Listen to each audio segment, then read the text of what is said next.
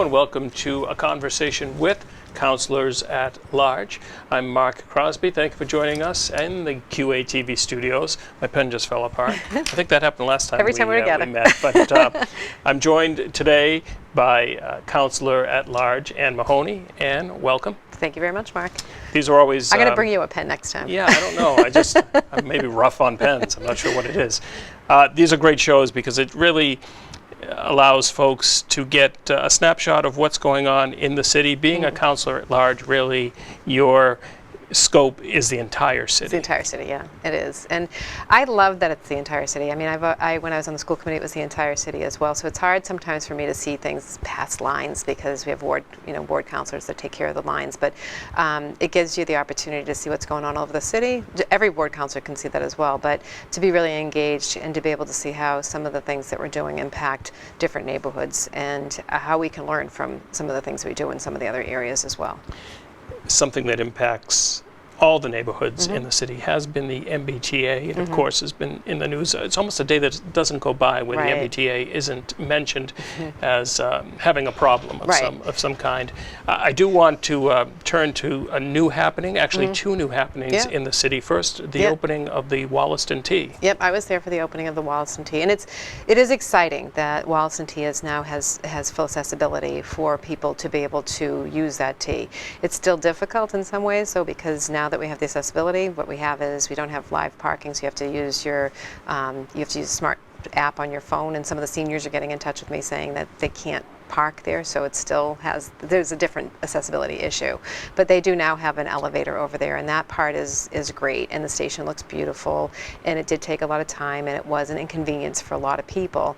And I think, So how do you deal, I'm sorry, but how do you respond to the seniors that are having trouble parking? Yeah, so I got them in touch with somebody over at the state to deal with that, and it's not a universal answer. So what they're told is they call into the state and they'll be able to be given a discount for it. So, and I think it's a one-off situation. Every time you do it, you'd have to call the state and talk to somebody. And what they do is, if you Sounds cumbersome. It is very cumbersome. So there is no solution for that, and that's something that needs to be really discussed because it's a problem. So we want people to use the MBTA, and a lot of seniors use it to go to doctor's appointments in town because their specialists are in town. We don't have a hospital here in Quincy, and what they need is not at Milton Hospital. So sometimes the easiest way to get there would be by taking the train. So it can be a big issue for them. So, but on the other side of that, those people that had the accessibility for being, in a wheelchair or not being able to get up the stairs, they now have that ability at the Wollaston Tea Station. So there's good parts and bad parts. So I still think there's ways to go for working for that parking lot for that reason. And of course, within that area, the Wollaston area, there is talk about a really changed downtown. Yeah, revitalization. More residential? Yeah, so more residential. So there's talk of it to become another URDP for Wollaston Center. And what's really discouraging to me is that I think what happens is, and this is what's happening kind of all over, URDPs bring tax incentives for developers, and a lot of people come in and buy up some properties, and they sit on those properties. They call it degradation by design. They just sit on the properties because they know eventually they're going to be worth something in communities like that. And it is a very popular trend right now that we have incentives for urban areas that are next to transit stations like we have here at the Red Line, that they want to have those things built up because traffic is not just an issue in Quincy, it's an issue throughout the state and mostly in Boston. So Boston has a big issue as well, but some of it we create ourselves. So, but with the MBTA, we had a lot of problems with the MBTA when they first announced that they were doing this. They didn't give a lot of concessions back to the city of Quincy, and they did eventually. I did ask, and they said that they were not going to let us use the commuter rail as an option other than just taking those buses from Wollaston Tea to North Quincy or Quincy Center. But they ended up giving us that as a concession to anybody that rode the trains. You'd also be able to use your Charlie card and also take the commuter rail should you be needing to get to South Station. And that did help a lot. And a lot of people just still use that. When they opened up North Quincy, or they started doing the work at North Quincy, they extended it. So when Wollaston was all set up and operational, you can still use the Charlie card to take the commuter rail. So these are things that I feel strongly strongly were beneficial to people on the Red Line that use the Red Line, and it's also for anybody that has accessibility issues can also do that as well. So those are things too that are still going on that you can use. The Charlie card can be used for the commuter rail, and until North Quincy Station, at least the parking situation comes back online. So those are things that I think, it's important that we have people speaking for the people who use the Red Line so that we can try to at least help accommodate them to get into town. And I'm very proud that I was able to help them do that and to extend it while we're doing it. But the MBTA and the way that they manage things is questionable, to say the least. And I am on a call on Fridays where they do project management calls for the MBTA. When the switchboard went down, they did have it. It's now up and operational. I can attest that it is working a little bit better. I do take the train. Did they say that they were at 100% a few days ago? Yep, they're at 100. Well, so it's 100% and still on a day-to-day basis. Some days are much better than others, but you still have delays. No matter what, they'll always have delays. Those switches are still it's the old system, not the new system. Right. So the new system will be about another year or two away before the new system. So when we talk about development and we talk about the number of units that we're bringing into the area, the hope is that the switching is going to be upgraded and they'll be able to run trains more frequently. But right now they're running trains as frequently as they're running. They're still having problems, and depending on it depends on everything. Switching still happens. It still is a problem. I'd like to move now and to crowding. Yes, certainly. I'd like to move to the North Quincy MBTA because that is going to see quite, it's actually going through a change. Yeah, it's going through a change right now. You can drive by and you can see it.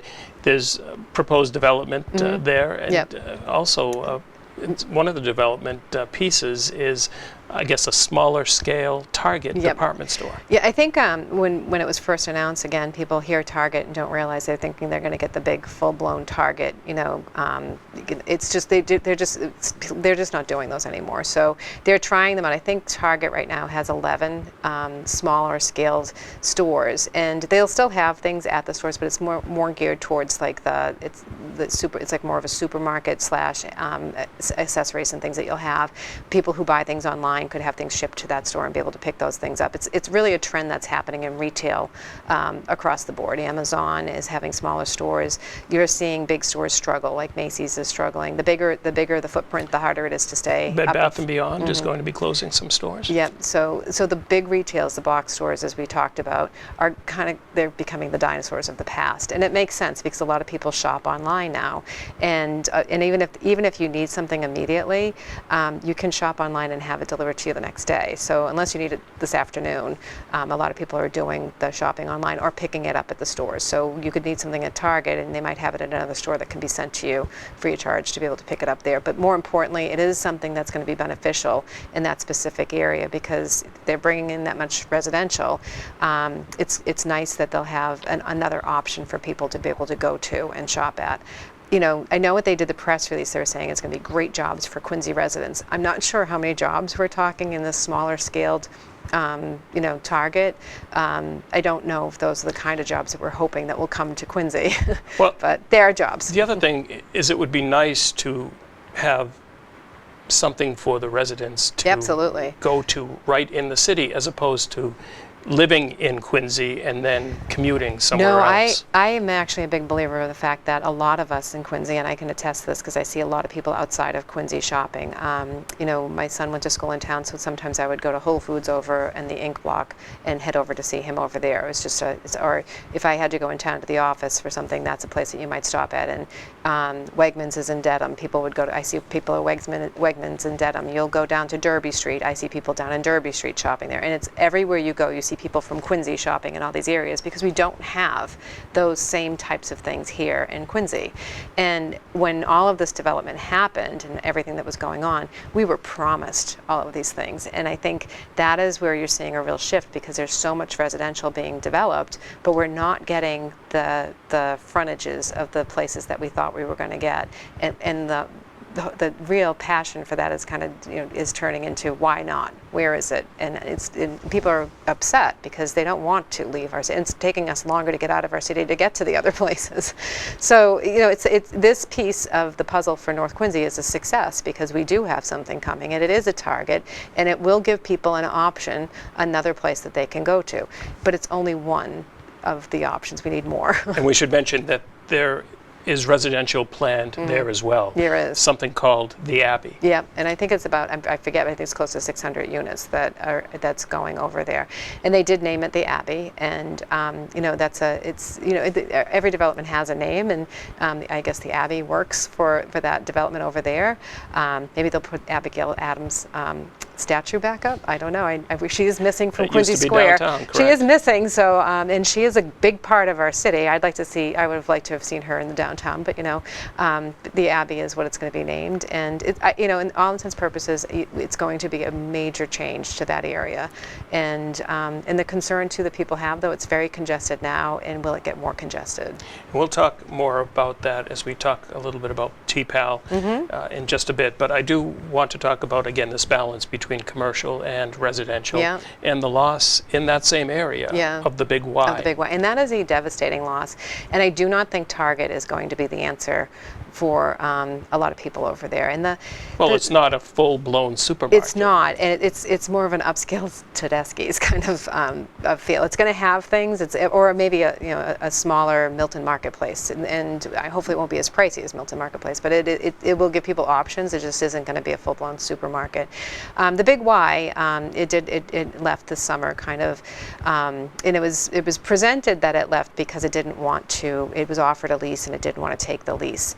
And when I had heard about it and I was concerned about it, I reached out to both sides. And it's true that Shaw's owns the lease, just like over at Lowe's. Lowe's owns the lease at the Brewster Building over in West Quincy. And if somebody comes in and subleases that, they'll be subleasing it off of the lease until that lease is expired, or unless they can buy Lowe's out of that lease. And the same thing happened over where the Big Y was. It had been multiple different supermarkets, and people think those supermarkets didn't succeed, but that wasn't the case at all. It was that they were being purchased out by each other, and monopolies were created in the supermarket retail world, and they couldn't have, the Shaws couldn't stay there, so they had a market, not a Market Basket, but a Hannaford's. It was Hannaford's. Before Hannaford's, it was something else. But they had shifted several times, and it was always a supermarket. And when Hannaford's, also owned by Shaw's, the takeover for that, they could no longer have that spot. So Big Y came in, and that's how Big Y got there. And Big Y was trying to move into the South Shore area, and they came, and people were very happy. They're also, I think, in Norwell, and there's some other locations that they're in. And they were very content over there. And I think they'd only been there for about 3.5, 4 years, but they only had a short-term lease there. So when I reached out to Big Y, and I talked to a man named Brian Mahoney, who'd be happy to hear from anybody here in the city of Quincy to talk about other locations, he explained that they were looking for a 25-plus year lease, and they were only offered a 5-year lease because of the holdout of Shaw's. And the speculation they had was because there's going to be an extension of the URDP in the downtown, which the council did talk about. Star Market is in the URDP in the downtown. If that was to go, their location would go, and Star Market who's owned by Shaw's, could potentially move over to where did not talk to Shaw's, did not talk to the Big Y. This is when I'd say this is complete speculation, but talking to a retailer who's in the produce market and having that explained to me made perfect sense to me. That's why Shaw's does not want to release that lease. That doesn't mean anything else can't go in there for 5 years, but if they go longer than 5 years, they will be negotiating with the Shaw's, not the owner of the building. Okay. So Big Y was forced to leave. They didn't want to do 5 years because they had investment money that they wanted to invest in the store that they go into. The store doesn't look like a Big Y. It looks like a former Hannaford's, and they have a footprint that they really like. They wanted to maybe look at something smaller in Quincy because the footprint was larger than they normally had, and there's plenty of places that we needed, and I thought it was a great fit. I did kind of direct him as to who he should talk to, and I'm not sure if anything came of it, but maybe Big Y will be in the city of Quincy, just not in that location. But it is a giant void in that area between the senior housing and a lot of the people who live over there. There's a lot of people that are missing the Big Y. Let's talk, I had hinted about this department, traffic, parking, alarm, and lighting. And talk about maybe the challenges that department has in the city. So one of the challenges that I think, not necessarily just the department, but the city has, is we do not have a comprehensive plan in the city. We just don't. And we're doing piecemeal, design. When I was running for council at large 2 years ago, I was talking about Somerville and how they had smart lights and smart traffics, real-time relations to how we can handle that. When I first ran, there was a different head of TPAL. That person left, and Chris Crisani is now the new head of TPAL, and the first thing he talked about was doing that very thing. That's why I asked for summer updates, because money was being poured into this department and we weren't seeing much. He did put they do have that currently down the corridor, and we do have it was shown on the news, but we haven't got the data back from it, so that will be the next summer update. So if Chris is listening, I really want to see the data to see that that's working. We should mention that you did call, it was a resolve asking for summer updates. Yeah, and specifically to a lot of the money that we do spend, that we approve in the budget for specific departments, and also any capital improvement that we're spending between streets and buildings and traffic. We're doing a lot of work, and we want to see and make sure that that work we're doing is coming in on budget, that it's measurable if it's something that we're trying to improve upon. And then also understanding, the really key thing for TPAL is understanding what it is they're doing and how they're going about doing it. He has a traffic engineer that's working very well. I know he's gone to a couple of public meetings, but the frustration is they're going to public meetings and talking at people but not listening to, and that's the key. And it's an ever-changing map, I think. Certainly the downtown, it's ever-changing. I will use this. I go to a lot of planning board meetings, and I go to a lot, it's kind of, if I have nothing else going on, other people do other things. I guess my thing, if I don't have another meeting going on, I go to the planning board meetings, because it's a great place to listen and learn, and all of those from planning all the way through zoning and conservation. It's a good place to really learn about the challenges and the things that we have here in Quincy. But traffic is something, and it's not just planning. I'll also go to neighborhood meetings, and traffic is something that really bothers me, because the developers will come up with their traffic engineer and say this will have no impact or little impact, negligent impact, but mostly no impact. And when they're explaining to me they're taking a two-family house and it's going to have 90 units in it now, how can it have no impact, or 90 parking spaces? If you went from two-family, let's just give them 10 cars in that two-family. That's a lot, a two-family, but I'd say, let's just say it goes from 10 to 90. How does that have no impact in my neighborhood? And they'll say that it doesn't, and then TPAL will sign off on it and say it doesn't either. So I have a big problem, because if you're having, and development is happening at every corner. So if you're on, I'll use Hospital Hill as the best example. Hospital Hill is going to have the largest, most dense, if it goes through, development in the city of Quincy. Down at the other end of the street, from Whitwell Street, you'll be at the Ross parking area, which will have also major development that's happening.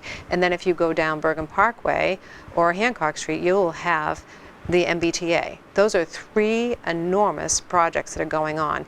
And so far, if I go to these meetings, they would say, I believe they won't say this to me now, but they would say zero impact to traffic. And then when I speak to TPAL, there's a lot of conversations that will kind of circle around how it's cut through traffic.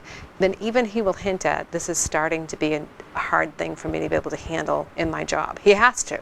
So if that's something that's a hard thing for him to handle as a job, we need to actually address it now and start really looking for plans for how he'll say there's a lot of development going on in other communities, and that's our cut through traffic too. But you're cutting through our city in the morning when it's trying to get through the highway to get to Boston, okay, I can understand. But when you're in the heart of Quincy Center, nobody's cutting through the heart of Quincy Center to get to the highway. There's a problem there, and we're creating it. So we need to actually make sure we have those plans, and really well thought out, comprehensive plans on how we're going to be able to handle the development that we're trying to push through or stop. because that's too much for our city to handle. I do want to mention you and your colleagues recently approved a request by the mayor's office for $200,000 in monies to cover legal costs for the Long Island Bridge, for the fight against the Long Island Bridge, and also for the compressor station. Yeah, the compressor station, so both of them are, I think, are things that we have to do. Now, And certainly traffic, the Long Island Bridge, that's a big issue. It's a correct? huge issue. So the thing is and I had got several phone calls where people were saying that they were upset with me because they felt like I wasn't giving, the mayor of the city of Boston a chance. I did. He did not speak to the city of Quincy, certainly not that we were aware of. There was no sit down. There was no information sent to us. We weren't invited to collaborate with the bridge that he's suggesting that will come through our city. He made a public announcement at his inauguration, his kickoff to the city, his address to the city, with Quincy being in it. To be a good neighbor and to actually build something that is supposedly going to help millions of people, you would think that this would be something you'd want to collaborate with the city next door, who also has the same problems. When we talk about opioid addiction and addiction just in general, it's not based in one place. It's all of us that should be working together. But instead, they're using a population, which is really frightening to me, to say that this is a solution, spending millions, $100 million on a bridge that's going to take 5 or 6 years, if they're lucky, to get to the point where they might be able to start building it, and another 5 years to build. In that 10 years and that $100 million, we could be helping people today. That's the first insulting thing that goes along with that. And the second thing is that he actually was published in the Herald saying that he is going to develop the island to pay for the bridge. That's the traffic we should be worried about. Is that the latest? I thought there was no development. Well, he's flip-flopped on that, but here's the thing. If somebody's going to say in one place I'm doing it and another place I'm not doing it, but not talk to us directly, and there's no place to be able to convince me other ways, then I would say that bridge is a problem and we have a lot of work to do. But it's also the other things that we're not talking about is that there are viaducts that were built a long time ago underneath those roads, and there were open tunnels. There are tunnels that are underneath it. Those are over 100 years old that need to be looked at too. That need to be rebuilt, if anything. Or just like the truck that went through the garage floor, that people couldn't understand how could he go up to the top of a garage. He wasn't at the top of a garage. He was level. That was in West Quincy. It was in West Quincy. The garage was underneath that you access from a different street, and he went through it. The same thing could happen if you go down there with anything that's too heavy, because underneath that ground is a big open tunnel kind of viaduct that goes out. And that was shared to me by an engineer that lives in the city in Squantum. You don't have to go far to find out information about what's been built, because most of the people who have done it basically live here in the city of Quincy. And yes, they might be a little bit older, but they do have the knowledge to be able to share that with you. It's a big concern, though. So the traffic that would bring that, and that road, if anybody has been down there that's saying that it should happen, they should go down that road and see the curve that goes around it. It's dangerous, it's narrow, it's basically a country road, and you cannot widen it. It's too narrow for the traffic that will come. And the compressor station, it's not about traffic there. No, the compressor station, everybody who lives in Quincy should, and Weymouth and the surround, should understand that when people are saying that, well, everybody should, I have natural gas and you have natural gas, that if you just look at it like that, you might think that, but this is a fracking station, and it's dangerous in so many ways that if something was to happen, it's going to incinerate, a good chunk of our city and Weymouth and everybody in it. I mean, it's not supplying us. No, it's not supplying us, and it's so dangerous, and they never put them in areas where people live. And the reality is that's an industrial area down there that has been abused from industrial use for decades. And because it is, they're assuming that I think people would probably not pay attention. And Weymouth and Braintree and Quincy has done a great job standing up for our rights for the people who live here. And I would continue to fight that, because that is a disaster waiting to happen if that goes through. And it will. We have O'Brien Towers, a senior house that you could throw a rock at, and you have. It's terrifying what could go there. I mean, there's not enough words for me to describe, and people should really get involved with what's going on with that compressor station. So no compressor station in Quincy or Weymouth. I do want to talk about education, and of course you were on the school committee for many years. I was. I'm so proud to say that my last child is going to be graduating from North Quincy High School this year. So it's I'm going to have, and 2 are done with college, but it's very exciting. Yes, I was on the school committee for 12 years, and I always said that I started in politics not because I had a passion for politics, but I had a passion for my children. and wanting to stay here in the city of Quincy. So yes. The mayor recently proposed a special education learning center. Yes, I did. I was not able to go to the press conference. I'm not sure if I would have gone to it because the little bit that I had learned about it, I was a little disappointed because we're talking about a building and saving money.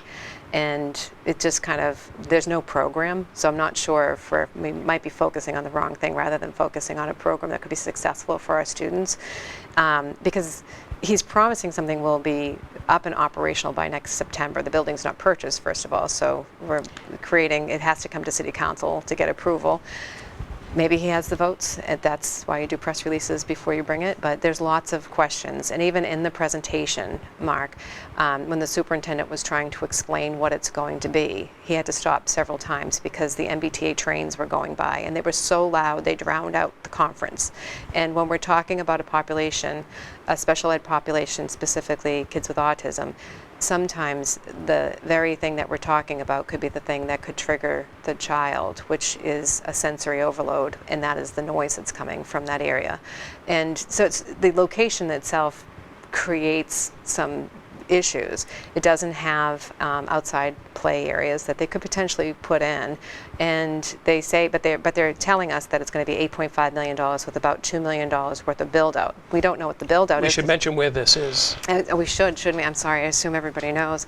It's the ENC building at 180 Colony Ave. It's kind of right behind Central Middle School, all the way down the end of Old Colony Ave on the corner. It used to be the old Howard Johnson building, and it's owned by ENC, and much like many places, ENC is having the college, not necessarily the church of ENC, but their college is having some financial issues, and they're trying to get rid of their building.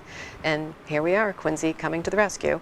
And I say that because it's just kind of came out of nowhere. This isn't something, I was on the school committee for 12 years, and we talked about maybe a language-based learning center, which was for Orton Gillingham and Wilson, that could really be something that could go across the system, but never, you know, the idea of this building being for autism and being specific to this degree has never been built out. We have generalists in our Quincy Public Schools, not specialists. Where the schools, where the kids that do go out of district go to specialist schools, people who work in the schools that all teach in the same manner, whether they're at lunchtime or in music or art or even sports, they all teach to the same manner so that the child has a string that goes through. It's unique to that school.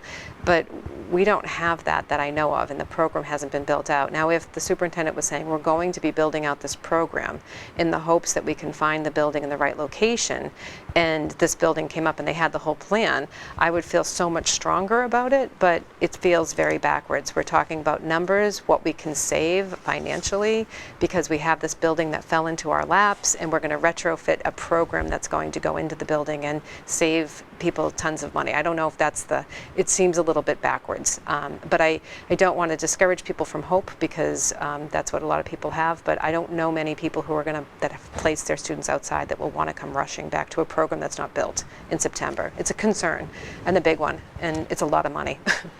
I'd like to... my last thing is going to say, my prediction will be that the superintendent will be moving out of Coddington into this building, and then something else will move into Coddington that will free up space for the new police station. I think they left that part out. That's my guess, but Okay. you know, it's my guess. I like to put predictions in there too. We'll soon see. Yeah. I'd like to end with vaping education. Vaping has become quite an issue. In fact, now there is a ban, a 6-month ban, I believe, in the state of Massachusetts on banning on vaping products. But vaping education will now be included in middle school curricula. Yes. I don't really, I have to say that I don't know as much as what's being included or not included. It's 'cause I'm not in the school committee anymore, and you don't get to go to those meetings, and it's hard to keep up with. Everything is so much reading. But that particular one is important because vaping is kind of, kids don't think it's dangerous. And, you know, there are people who are sick that might need to use that for municipal purposes because they might be on end of, like, it's horrific because there are people who need it for end of life, the things that they would use vaping. For medicinal purposes. Purposes, but kids don't know that, and I first of all, I don't understand. This is just, again, I'm just going to show my age. I always say anybody younger than me that smokes, I'm not sure how it's possible that people still smoke, not knowing the dangers of what would bring with it, you know. But vaping is the same thing. I mean, you're putting whatever you're putting into this mechanic and breathing it in, it's going into your lungs. So it's just, to me, I don't understand the industry itself, other than maybe the need for it for municipal purposes, but I don't understand why people have this desire to breathe in. I don't even like when I take the commuter rail, if the train takes off, I don't want to be there when the exhaust is there. So it's just, it's something that I think it's really important that we do educate our students on. Same thing with the state making it legal for marijuana. We need to teach our students and our kids at a very young age the safeties and the dangers of things, because it's far too fast that they can get themselves into trouble. And because we didn't have an open dialogue with them, because we thought that they weren't able to handle it. They're able to handle much more than we think they are, sometimes even more than we can. And by having that open dialogue and letting them know that at an earlier age, so I'm all for it. And as far as people not being able to get access to it, I'm all for that too, with the exception of people who absolutely need it for. We should mention that vaping products seem to hit the market really without any regulations. No FDA regulations, Right, no, right. because it was more of a lot of times people were thinking that they weren't even smoking nicotine, they were smoking flavors. And again, why would you want to breathe in flavor air? So it makes sense when you think about the dangers that are going along with it. And there's so many things, radical things that are in our environment right now that are already hurting us, but we don't need to add to it by. So yeah, I do think it's a necessity that we talk to our students about this. And it scares me because, you know, teenagers are teenagers, and if they don't understand the risk, they don't understand it. And Young minds. Young minds, yes. I want to thank you for joining me today, and certainly welcome you back on a different day to talk more about what's really happening citywide. It was a pleasure, Mark, Thank you, as it Ann. always is. And, you know, I'm going to bring you a pen next time. Thank you. Thank you at home for watching. You have been watching a program of Quincy Access Television. Please continue to watch QATV for more locally produced programming.